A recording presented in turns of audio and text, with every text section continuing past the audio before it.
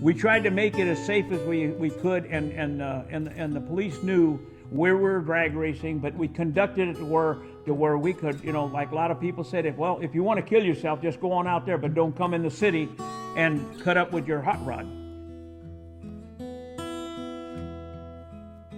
Well, you know, they had like the driving, like the witch stand, and so many different driving. We had nothing to do with it. So the kids we would hang out there, and they'd go over there, and each guy would choose each other off to go street racing. It's like 10 o'clock. We were getting all these tickets like 10 o'clock at night, and finally we got back to Fullerton, and it was just impossible to drive a car with no fenders on it in that period of time. I do the lake pin for mowed all the pins in, $175 or something like that. Probably spend $100 on material. But I work day and night. I work till 2 or 3 in the morning for 25 years. The first thing I had, it was a little 4-cylinder thing, and in fact it's on the cover of that Honk magazine. And I and 2 other fellows, we kind of, I don't want to say we put it together, we more or less assembled it, you might say, in those days. Anyway. Illegal stuff back in early 50s, and when I was still running my 39 Ford, it was on the street. We did have find a deserted aircraft air base that was closed after the war, and we were running there on a Sunday afternoon. It was word of mouth, and so you'd get maybe 50 to 100 cars, and it was just one of us would volunteer to be a flag starter, and there'd be somebody at the end, you know.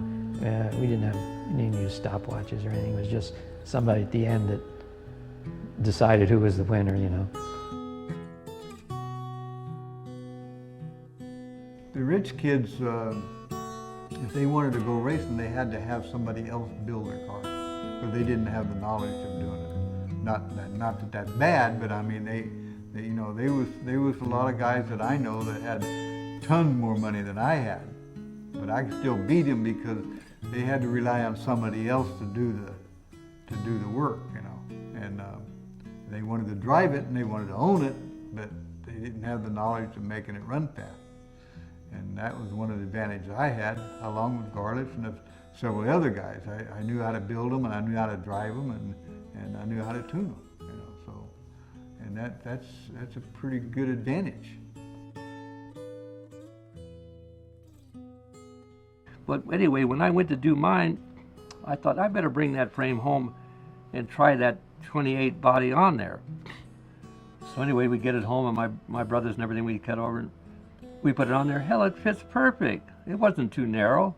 It fits right on the rails, except the outer fenders in the back, they would go over the outer frame rails. So I went inside the body and I cut it away, and I went right over the outer kick up in the back for the rear end, and it fit perfect. So I thought, oh my God, think of all those 32s I destroyed, taking those cross members out and ruining all those frames in my own car. I fixed that up. Anyway, there was a little bit of a gap at the front cowling, and I worked at a sheet metal shop, and I 1/4 inch to nothing. There's a kick up on the 32. There's a little kick up right into the front firewall.